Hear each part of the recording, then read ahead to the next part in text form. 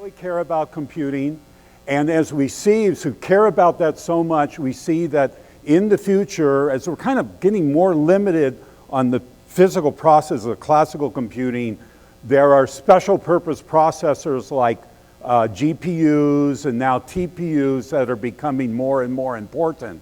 And what we're talking about here with quantum computing is bringing a new class of processing, which we'll call QPUs, quantum processing units, which we hope will be able to solve certain classes of problems. And we'll have to see how general it is.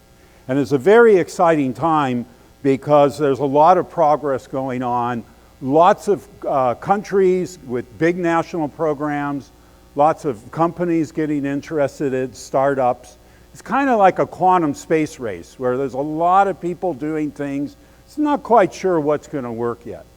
Now, the main point I want to make in this talk is I know you're interested to know what's going on with this technology, and I want to kind of educate you from my point of view what you need to look at to know how much this technology is progressing. The big problem is when you read newspaper, online news reports of quantum computing, it's really kind of not telling you the full story because they're emphasizing quantity of number of qubits, which is something that's important and it's great, but I really want to emphasize it's way more complicated like that. It's like you want to buy a high-performance computer and all you specify in your contract is the number of cores. You would never do that. You know it's way more complicated. So just to simplify things, what I'm going to say is we have to worry about both quantity and quality of the qubits. And in some sense, my message here is quality is even more important than quantity at this point. And I want to explain why that's the case and talk about that in detail so that you know what's going on. Okay? Now, just to review, where's the power from quantum mechanics coming from? In classical, a bit can be either a 0 or a 1. In quantum mechanics, it can be both a 0 and 1 at the same time. And this allows you to do parallel processing of both in 0 and 1 in a common algorithm at the same time. 1 qubit, you get a factor of 2. That's great. What's really exciting is you add the qubits. Every qubit you add doubles the number of states. 2 qubits 4, 3 qubits 8. It grows exponentially so that by the time you're at something like 50 qubits, which is what we're trying to do here, the parallel processing power potentially of that system 2 to the 50 is about the size of the memory of your supercomputers, and thus we can start doing something really powerful that we maybe can't simulate anymore. And if we go beyond that, let's say go up to 333 qubits, then 2 to the 333 is 10 to the 100, or a googol of processing states. So certainly something that I worry about as I sell this to my company. Now, this brief discussion is for perfect theoretical qubits. Let's talk about what's going on actually in the real world. And what you can understand a lot about qubit technology using analogies with classical technology. So if you want to think about classical bits, you can think of that as a coin of a table. Who has coins anymore? So I have my cell phone, let's say on a table, and we can represent classical information as heads or tails, okay? Classical information is inherently stable. You have this coin on the table, there's a restoring force, there's dissipation, so even if there's a little bit of noise, it's going to be stable at 0 or 1.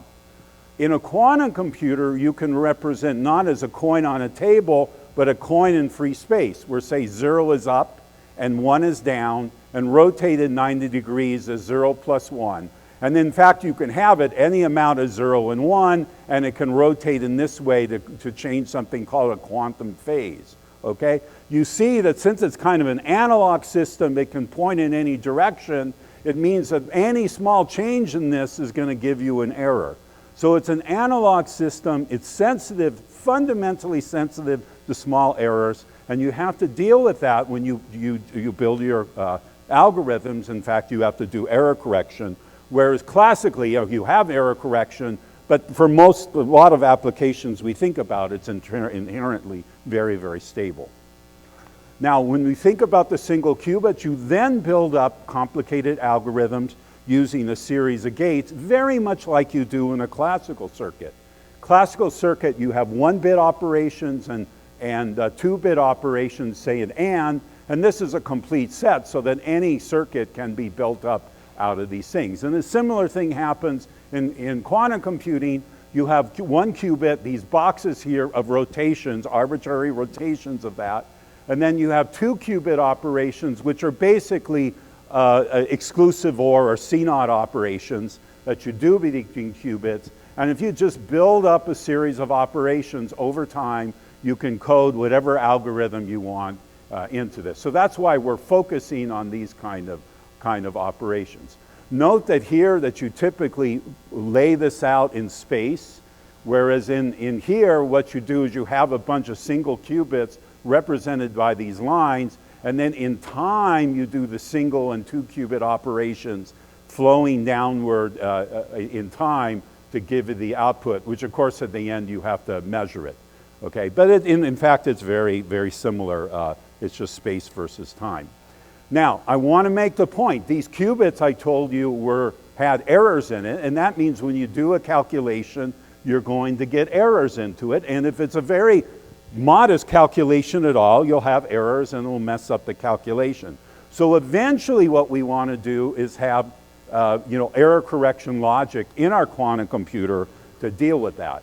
And that's a very complicated subject, but let me just say that the error correction in quantum systems is a little bit similar to what you see in classical systems where you have clocked logic. So you have a memory source where you have a clock, and every clock period you can compute through some arithmetic logic, and then you kind of sequence through this, and the clock timing kind of takes care of all the different amount of delays you have in the logic. Similar here, you have kind of a repetition of the error correction. It's based on taking the qubit and encoding it in many other qubits and doing parity measurements to see if you're having both bit flip errors going like this or phase flip errors going like that. And you just repeat this over and over again, kind of like what you're doing here. This gives you the error correction through some classical error correction decoding and logic. And then if you want to do some actual real logic to make on these logical qubits, you can feed that into this and do it properly. The important thing to remember here is that if you want to have small errors, say 10 to the minus 9 exponentially small errors, 10 to the minus 9, 10 to the minus 12, what you need is a lot of qubits, quantity, and pretty low error rates of about 1 error in 1,000 operations. So that's quality. So you have to get both of these at the same time. That's actually hard, fundamentally hard, because of the fact that you can't copy quantum information, do things to scale up qubits and do things to make them really accurate are kind of separate things, and getting them to work together is not impossible, but you really have to work at that. And because of this tension between quantity and quality, my suggestion to the field and to you to think about it is you can't think of this as just a quantity or a quality plot or horse race. You have to think about doing both of them at the same time, and you should be charting the progress of the field on a 2-dimensional plot. This is a 2-dimensional horse race. I think people in the field can deal with that, okay? So what you have to know is for a single device, what is the limiting error rate, the quality, and the number of qubits, okay? It has to be the single device. You can't take for one device the best quality and another device the best quantity and put it together. They push against each other. So this limiting error rate tends to be the 2 qubit errors when you couple them together, and how to do that accurately.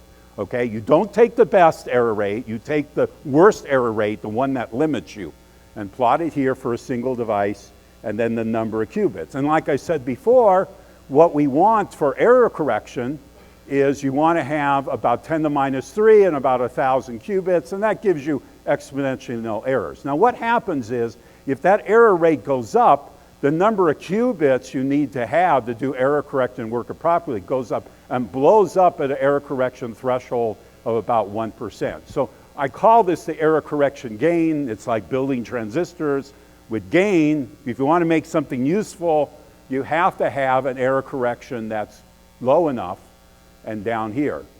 If it's worse than that, you're in what I'll call the death zone, where it doesn't matter if you make 1 billion qubits, you're never going to be able to make them more accurate. And of course, the lower the error rate, the fewer qubits you have to do that. So this is kind of where we want. Up to 50 qubits is classically simulatable.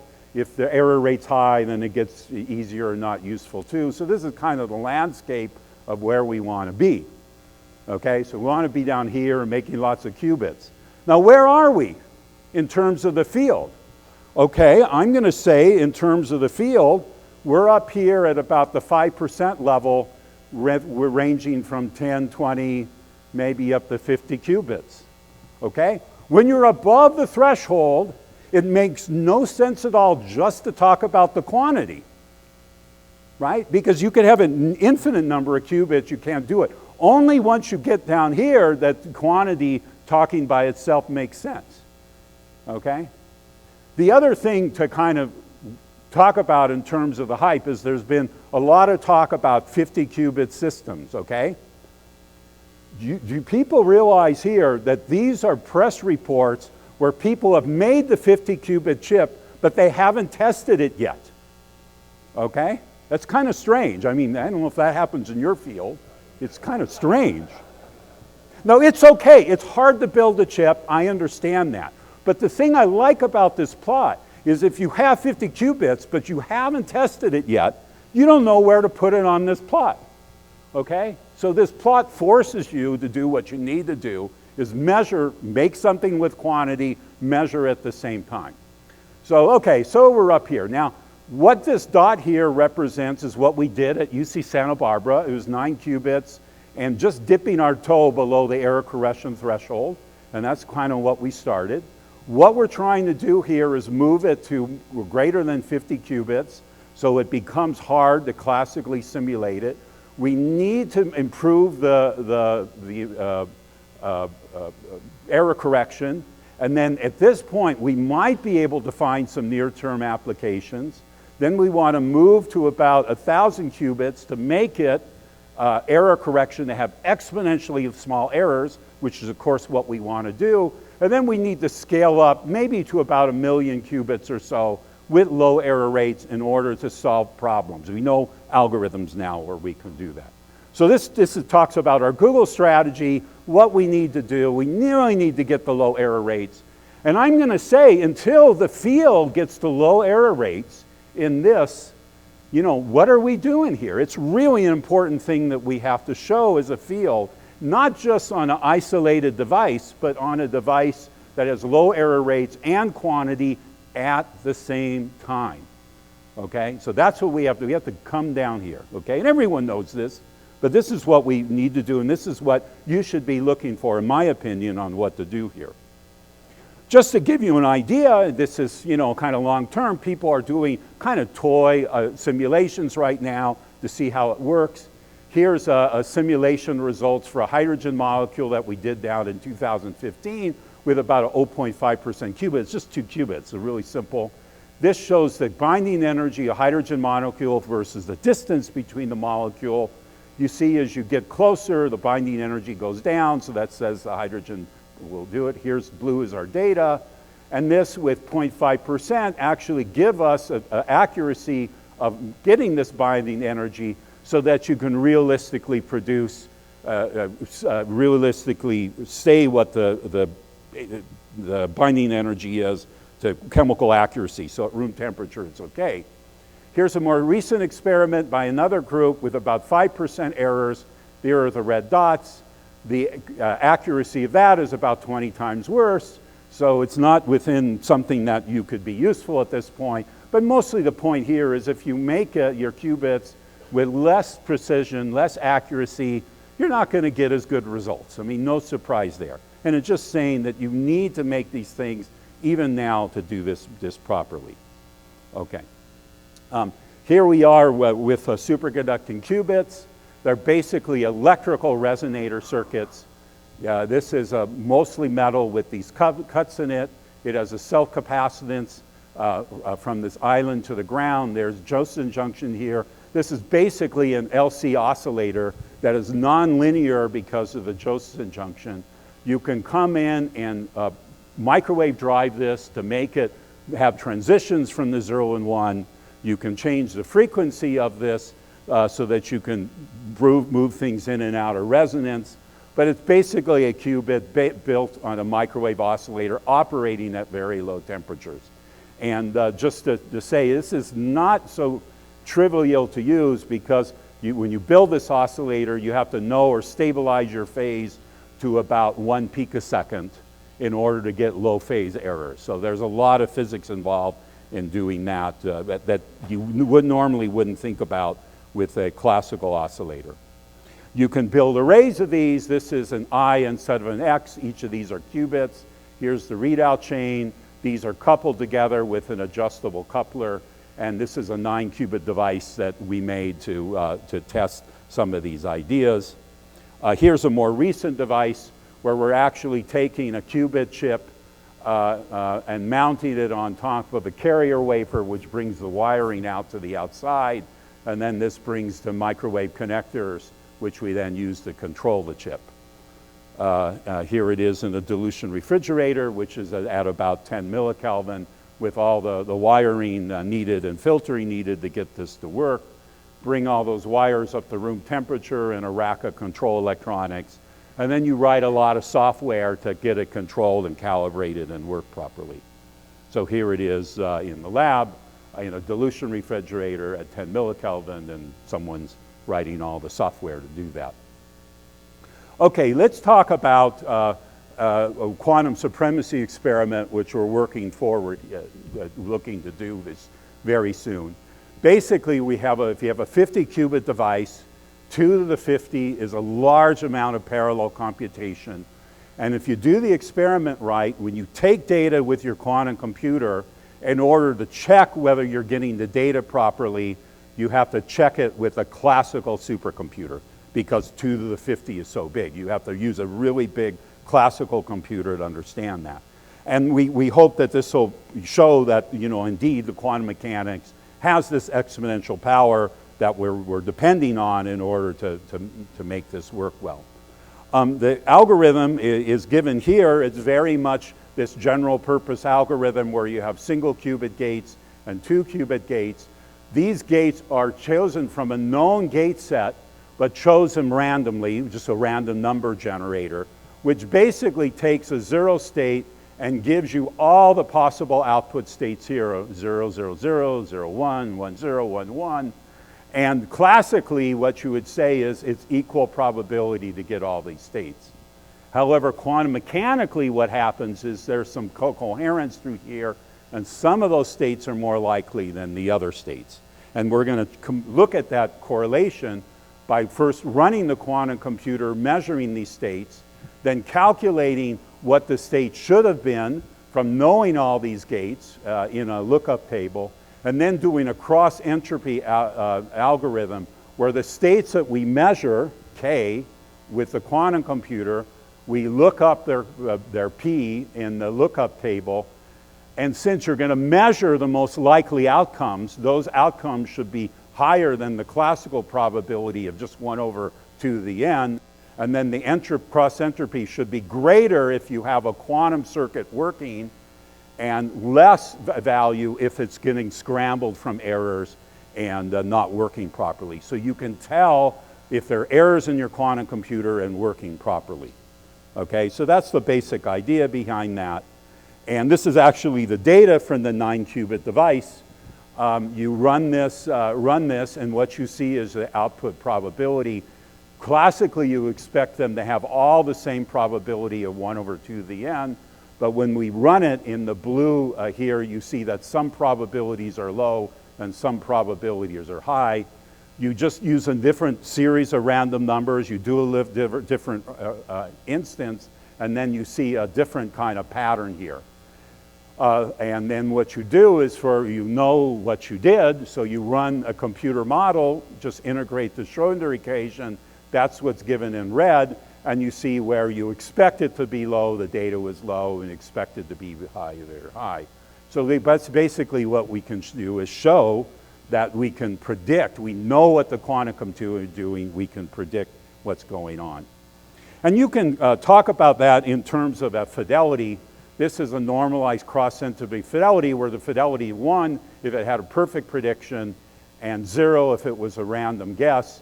And the data that I was showing you was pretty well correlated up here. So that's giving you fidelities near 1. And what you can do is look at the fidelities as you increase the number of qubits going down or increase the number of cycles, which is the depth of the circuit. And basically the fidelity goes down when you have more chances of the error going on because there are more gates and more cycles. And from all this, you can show that there's about a 0.3% error per gate and per cycle. And also with a 9-qubit device, you're computing about 500 states in parallel. And this is really good. This is a system validation. We know that the individual gates were good. We calibrated them upright. And doing the quantum supremacy experiment, we validated even when you do kind of a general purpose algorithm, things are still working right. So we validated our system with, in fact, a pretty good, pretty low error rate right here. Since I'm running out of time, I will skip that and go on to our latest device, which is a Bristlecone architecture. These X's are the qubits, and we're making a 2D array of coupled qubits and 72 total. And given the arrangements of this, you can see why we called it Bristlecone. And then here's the chip. This is our quantum chip, and it's bump bonded to a carrier wafer, which is here. And then we have a bunch of wires coming out the lead, which will go to our circuit board and connect it up. So that has been made, and it's in test right now, and we're bringing it up and making sure everything's working right. And hopefully we'll be able to do these tests in reasonable amount of time this year. So that's what we need to do. Just let me say one more thing here. I've been talking about hardware, but equally important is doing software, doing the algorithms. One of the things I like to highlight is quantum chemistry because people always talk about it, but saying that you're going to doing an algorithm and actually making an algorithm that will run on the quantum computer are two different things. So what happened with quantum chemistry algorithm is this was actually first proposed actually before 1985 by Feynman. It's a natural application. They're both quantum systems. We know from high performance computing that running chemistry is hard. So in, let's say around 2005, we knew that it wasn't it was an order polynomial thing. It's not exponentially hard. Especially work by the Microsoft group showed exactly what the algorithm would look like. But if n is the number of orbital basic functions, the complexity, that's an n to the 11 scaling of making the algorithm. And everyone here are computer experts, and you know that n to the 11 algorithm will not work. Okay? And in fact, if you look at reasonable basis functions, it's the age of the universe to run that. People have been working on that over the years, and recently, this group by mostly by the Google theory group, we now have order n to the 2.7 for an exact and order n for approximate. So now the run times are, say, in the second range or something. So we think we can do it. So there have been lots of progress on algorithms to actually make these things fit into what we think we can build in the future. 100 logical qubits, that's about 1 million physical qubits. This is beyond what we can do now, but now the numbers are kind of reasonable, so we can think about doing it. Okay. Let me summarize right here. Okay, talked about a bunch of things. I really want to get across what are the key metrics you should be looking at when you're seeing what's going on in the field. Okay, so this is the summary of what's going on here. Number one, it's not on here. You have to look at the metrics for a single device. You can't cherry pick quantity on this device and quality on this device. Of course, that tells you something, But if you really want to know if things are working, it has to be same device. I talked about quantity. I talked about quality. Those are the things that are highlighted here. Again, the quality is the limiting error. That's the worst error in the system. Of course, we always engineer around the bad things, okay? And also, you should be noting what is the best or what is the average. Because when you look at the data out there, that could be a factor of 5 difference between best and typical, okay? So you need to know that, okay? I'm also going to say, these are the main ones, you also should know a little bit about speed and connectivity. Speed, because in different technologies, it could be a factor of 10 to the 5 or so different speeds. And clearly, a slower speed, if it's, you know, 1,000,000 times slower, you want to know about that. So that's something you should know about. If we're just looking for this exponential power, it's maybe not so important, but be aware of that. And also connectivity is important too. I mean, as in classical logic. And I would say error correction, you need at least 2D nearest neighbor corrections to do connectivity, to do error correction decently. So be aware of it. Mostly it's this, little bit this. From our UCSB device, 9 qubits, about 0.5% limiting error. The median is about a little bit worse than that, but still comparable. Pretty fast devices, 1D array, okay? So that's what we didn't do, it was going to a 2D array. We've talked about 72 qubits, but we're not ready to talk about what's going on here. So, okay, you know, that's something to do. We think that these are going to be good numbers. We designed it and everything looks good, but we just have to do the measurements carefully to do it. Okay, so with that, my time's over. Thank you very much for your attention.